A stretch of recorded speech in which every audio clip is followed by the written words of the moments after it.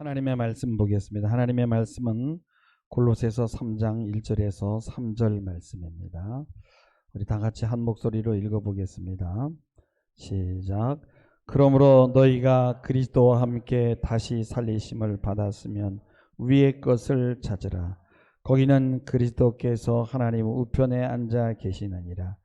위의 것을 생각하고 땅의 것을 생각하지 말라. 이는 너희가 죽었고 너희 생명이 그리스도와 함께 하나님 안에 감추어졌음이라. 아멘. 아멘. 오늘 말씀은 위의 것을 찾으라는 그런 말씀이죠. 오늘 1절 말씀에 보면 그러므로 너희가 그리스도와 함께 다시 살리심을 받았으면 위의 것을 찾으라. 거기는 그리스도께서 하나님 우편에 앉아 계시느니라 말씀이에요. 위의 것을 찾는다라는 것이 뭘까? 그러면 위를 우리가 이 땅에 사는데 하늘에 올라가서 하늘을 뒤져볼 수도 없고, 정말 한번 잘 생각해 보면 우리가 어떻게 이 땅에서 위의 것을 찾겠어요? 그런 이야기가 있어요. 사방이 벽이다. 그러나 위는 뚫려 있으니까 위를 바라보면 길이 열린다고 하는 이야기도 우리가 들어봤죠. 살면서 보니까 예수 믿고 위만 바라보게 되면 신앙을 잃어버릴 수도 있고 이단에 빠지는 경우도 많아요. 왜 그래요? 현실을 버려버리니까. 예수 믿자마자 바로 죽으면 신앙이 있을 때 우리가 하나님 앞에 가니까 아무 문제가 없는데, 젊어서 예수님을 영접을 했어요. 살아갈 시간이 많이 남아 있습니다. 제가 22살에 예수를 영접했는데 45년을 위만 쳐다보고 살았다면 아마 내 목이 부러졌을 겁니다. 하늘로 올라가서 거기서 뒤질 수도 없잖아요. 이 땅에서 찾아야 되거든요. 위의 것을. 이게 어떻게 찾느냐는 거예요. 성경에 보면 뭐라 그랬습니까? 찾으라 그리하면 찾을 것이라고 했는데, 저도 정말 열심히 찾았습니다. 이 땅에서 찾아야 돼요. 조금 깨달아져요. 그게 뭔지.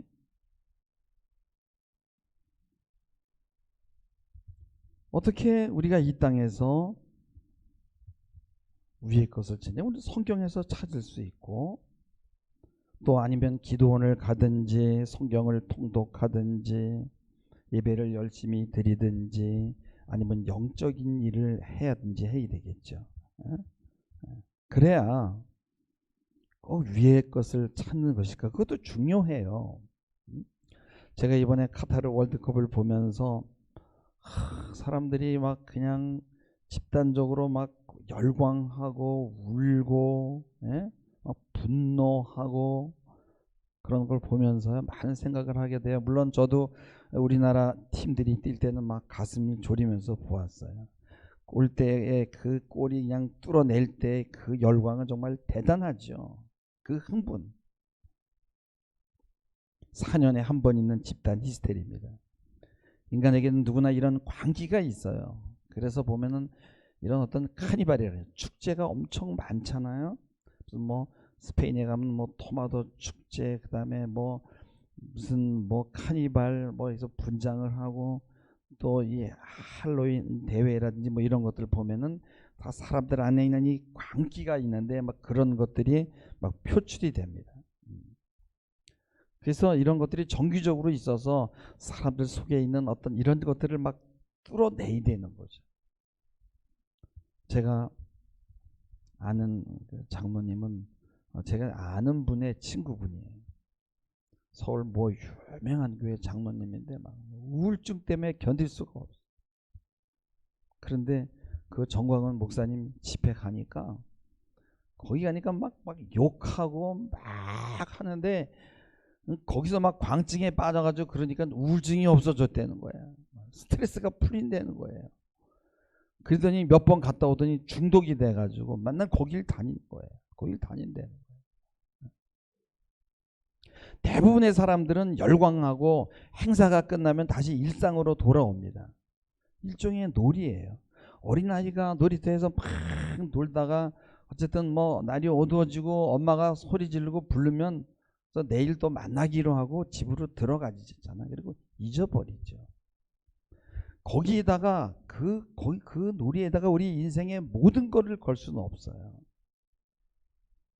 월드컵을 통해서 국가 간의 어떤 대리 전투가 벌어지는 것은 사실이에요. 우리 좀 못 살기는 해도 말이야, 미국 니들보다 우린 축구 하나는 잘해, 뭐 이럴 수 있죠. 직접 싸울 수 없으니까 선수들을 내보내서 대리 전쟁을 치릅니다. 자기 민족의 우수성, 또 물론 애국심만 있는 건 아니에요.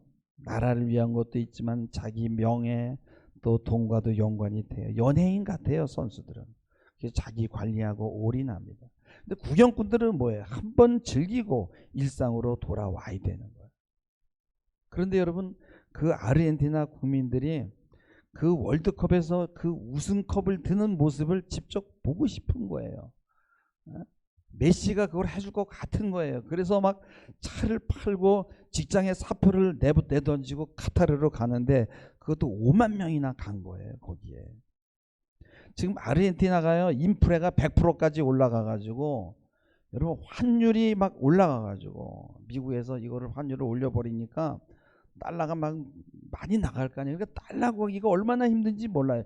그런 상황에서 그 돈을 구해가지고 카타르를 가는 겁니다. 메시만 바라보는 거예요. 이게 좀 과한 거 아니에요? 막 사우디에 지고 나니까 막 너무너무나 허탈한 거예요. 막 거기 외에는 기댈 곳이 없었는데 막 울고 난리. 정상이 아닙니다. 축구에서 출구를 찾으려고 하는 거예요. 너무 힘드니까. 이건 정상이 아니에요. 여러분, 광증이라는 건요, 지속될 수가 없어요. 사우디가 아르헨티나를 2대1로 이기고, 그리고 막 알라신의 도움을 받았다 그러고 막 다음날 공휴일로 정하고, 뭐 그럴 수 있어요. 그러나 월드컵이 끝나면 다시 일상으로 돌아가야 되는 거예요. 근데 일상으로 돌아오지 못하는 사람이 있는 거예요. 왜 그래요? 일상은 냉정해요. 일상은 힘들어요. 여러분, 우리가 자주 속는 것은요, 이 세계가 어떤 구조를 가지고 있는 어떤 환상 체계로 되어 있어요. 저한테 주민등록증이 있습니다. 근데 거기 보면 제가 언제 태어났고 어디에 살고, 내 나이가 몇 살이고 제 사진이 있고, 그러면서 그건 나를 증명하는 신분증이에요. 근데 거기에 실제적인 나는 없어요. 그걸 가지고 나를 다 설명할 수 없단 말이죠.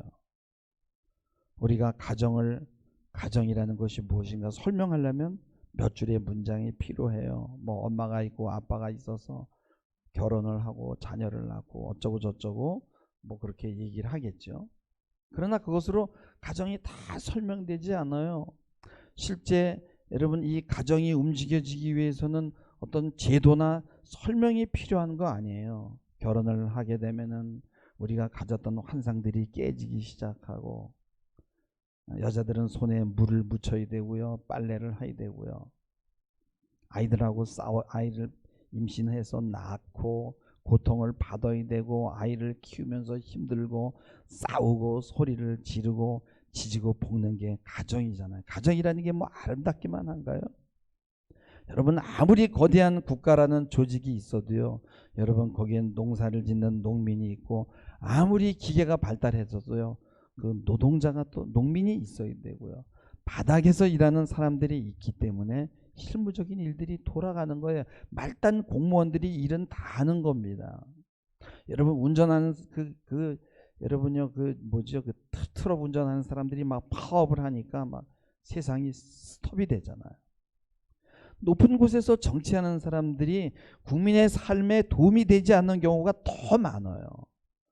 규모가 커지면 법과 제도가 필요하고, 제도가 생기면 그 제도를 관리해야 되는 행정직이 필요하고, 그리고 그들의 손끝에서 뭐가 세상이 돌아가는 것 같은 거예요.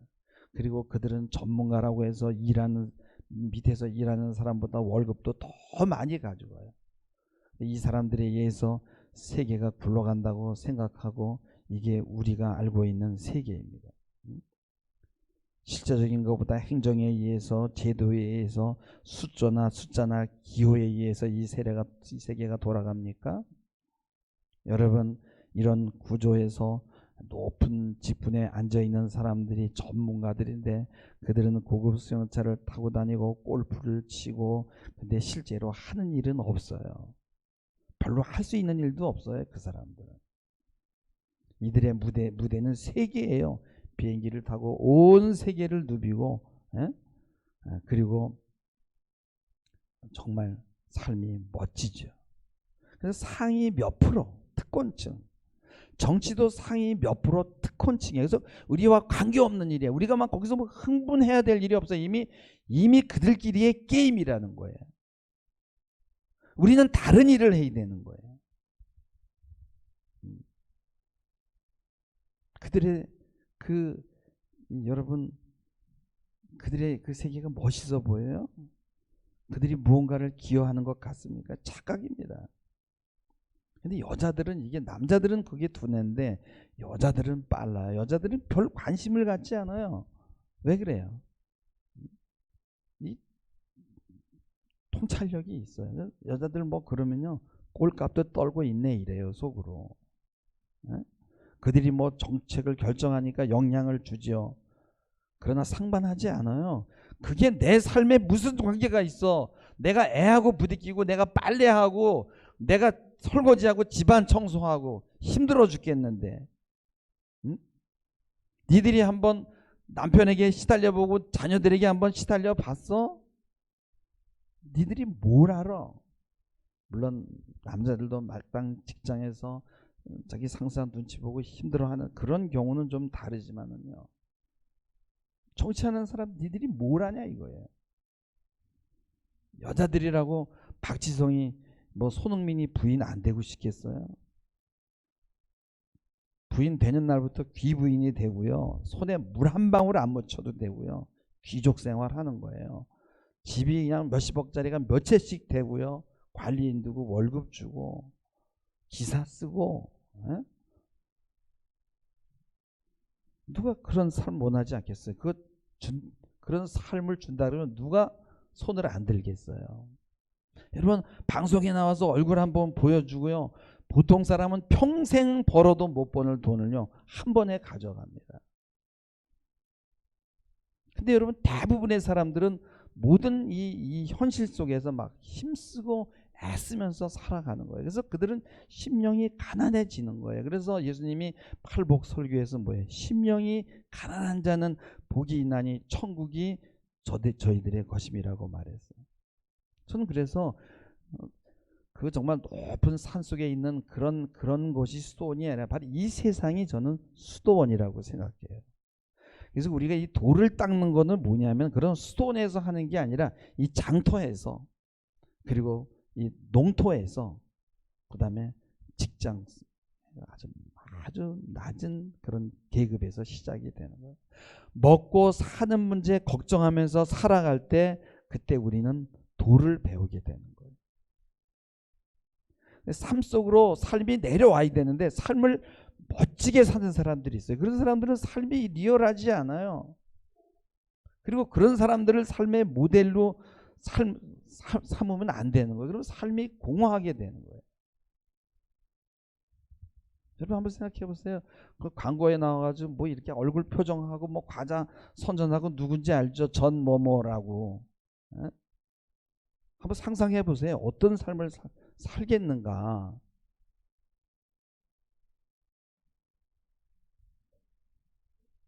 위의 것을 사모하라. 하늘만 쳐다보라는 게 아니라 삶을 잘 견뎌내고 열심히 살라는 거예요. 할렐루야.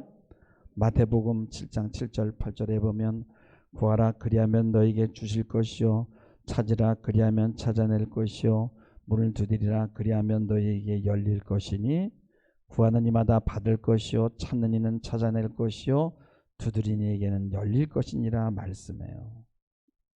여러분, 낙심이 되면은 구하지 않고 찾지 않고 두드리게 돼요. 비교하게 되면 그런 사람들의 삶을 모델로 삼게 되면은요, 낙심하고 찾고 두드리지 않아요. 여러분, 구하고 찾고 두드리는 일은 평생 동안 이 땅에서 계속되는 거예요. 할렐루야. 이 일을 계속할 때 구해지고 있고 찾아지고 있고 어딘가에 열리게 돼요. 뭐가 열리냐? 위의 것이 찾아지고 위의 것이 열리게 되는 거예요. 당장에 구해지거나 찾아지거나 열리진 않아요. 그러면 죽으면 돼요. 근데 지금 무언가가 되어가고 있어요. 열심히 해야 되고 계속해야 되고 지속해야 되고 도망가지 말아야 돼요. 힘들다고 자살하면 안 돼요. 철로역정에 보면은 이 천국을 향해 빛을 향해 가다가 사람들이랑 같이 가자고 하는데 중간에 낙오되는 사람이 있어요. 그 사람들 다 뭐냐면 낙심의 늪에 빠져서 못 나오는 거예요. 과거 저희가 이제 복지할 때는 시에서 지원이 없었어요. 그때 정말 재밌었어요. 왜냐면 행정이라는 게 없으니까. 근데 시에서 돈을 받고서부터는 서류를 만들고 돈을 썼던 것들을 증명해 내야 되고, 그러니까 이제 복지가 행정이 되는 거예요. 그래서 복지가는 행정을 잘하는 전문가로 되어가니까 복지가 뭐냐? 복지가 복지와는 거리가 멀어지는 거예요. 아이들을 돌볼 시간이 없어요. 서류를 만드느라고. 그러니까 복지가 환상이 되는 거예요. 여러분, 농사를 짓는데도요, 농사를 계획하고 그것을 수매하고 농사와 관련된 일을 한 사람이 많아요. 그거 뭐 명령을 하고 올해는 뭘 심으라 그러고. 근데 그 사람들은 농사가 뭔지를 몰라요. 농사를 지어봐야 농사가 뭔지를 알지. 농사를 짓는 사람은 열심히 풀을 뽑고 거름을 주고 그들은 생명과 씨름을 합니다. 요즘에 농사 지으려고 하잖아요. 돈이 되지 않고 비교해 보니까 다른 거하고. 농사를 짓는 것보다 농사를 머리로 하는 사람이 돈이 더 많이 벌으니까. 차라리 농사 짓지 말고 시골에 가서 농사 짓는 척 하면서 유튜버를 하면 그게 돈이 더 많이 되니까.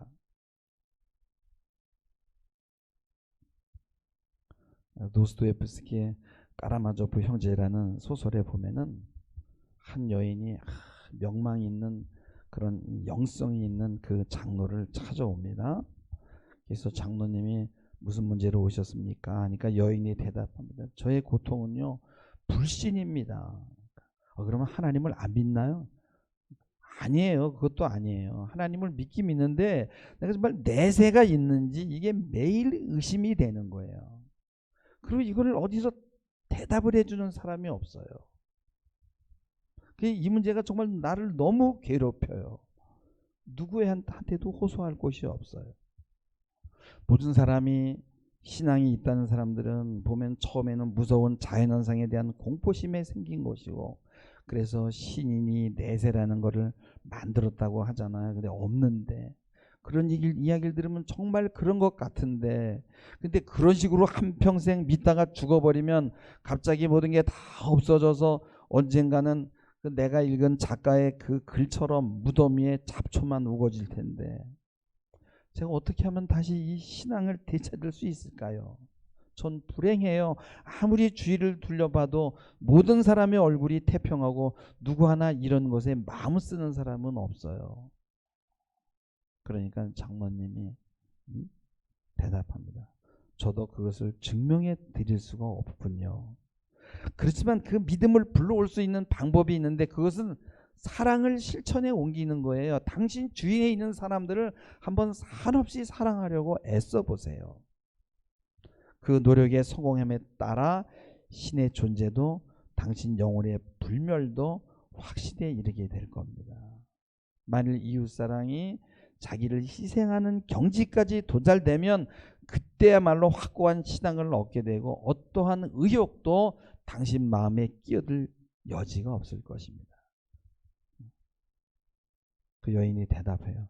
제가 그런 생활을 오래 참아낼 수 있을까요? 만일 내가 환자에게 상처를 씻어주고, 그리고 그 환자가 그 즉석에서 그 감사의 뜻을 표하기는커녕 오히려 나의 그 박애적인 봉사를 인정도 않고 존경도 않고 도리어 짜증을 내고 저한테 욕설을 퍼붓는데 그래도 내가 그 사람을 사랑할 수 있을까요?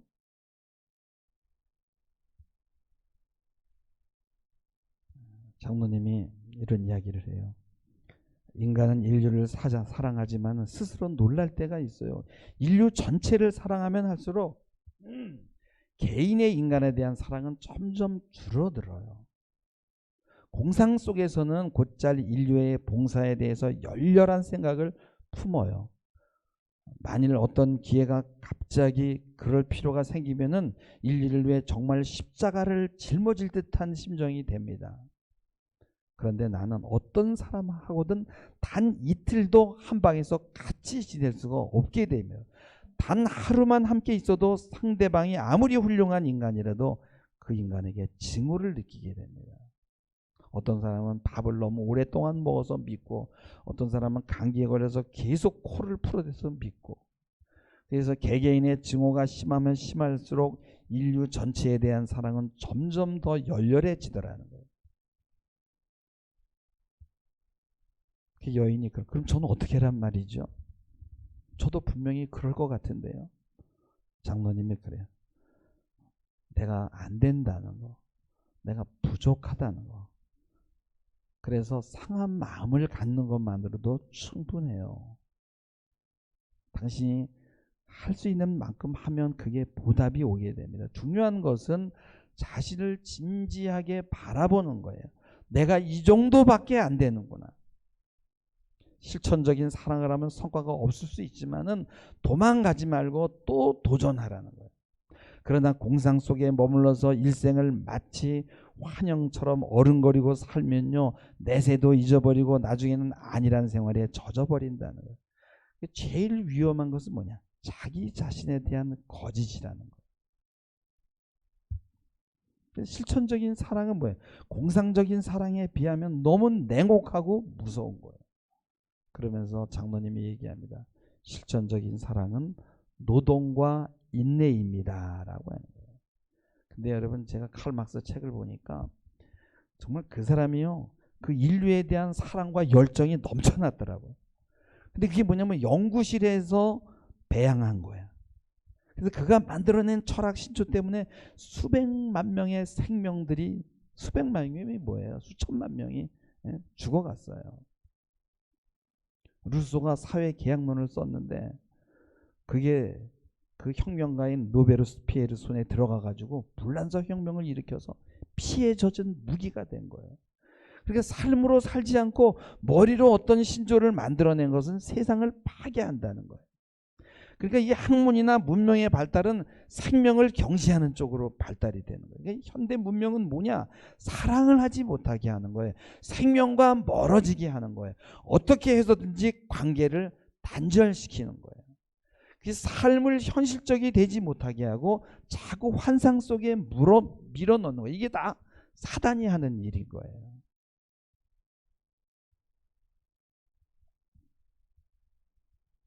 그래서 우리는 대화를 하려면 주차장이 참 멋있고 인테리어가 깔끔한 이런, 그리고 커피 향내가 정말 아주 그냥 감미롭게 풍겨나는 그런 곳에 가야만 우리 대화를 하잖아요. 거름 냄새가 나고 흙 냄새가 나는 숲속을 거닐면서 아니면 새소리를 들으면서 자연과 대화하면서 요새는 그렇게 대화하지 않아요. 그래서 이 사람들은 이 삶이 리얼하지 않으니까 자꾸만 광증으로 도망가는데, 근데 또 광증은요,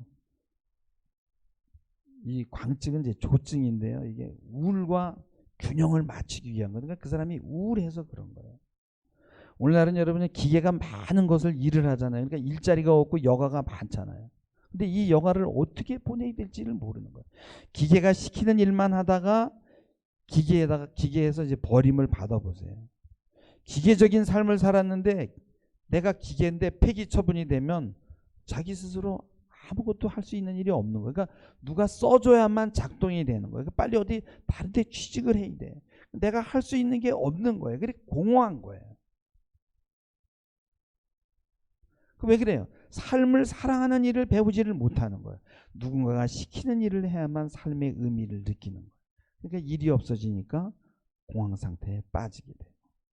또 광증으로 도망가서 막 광화문 같은 데 막 가서 막 해가지고 거기서 나오지를 못하는 거예요. 삶을 진정으로 사랑하는 일을 하는 것, 그리고 사람을 사랑하는 일을 하는 것이 바로 위의 것을 찾는 것이에요. 할렐루야. 위의 것은 성경에만 있다고 생각하니까, 그러니까 뭐 자꾸만 교회가 분열이 일어나고, 왜냐면 안 되니까, 신앙생활 열심히 했는데 안 되니까, 공허하니까. 그러니까 뭐 목사를 갈아보기도 하고 별별 것을 다 하는 거예요. 에?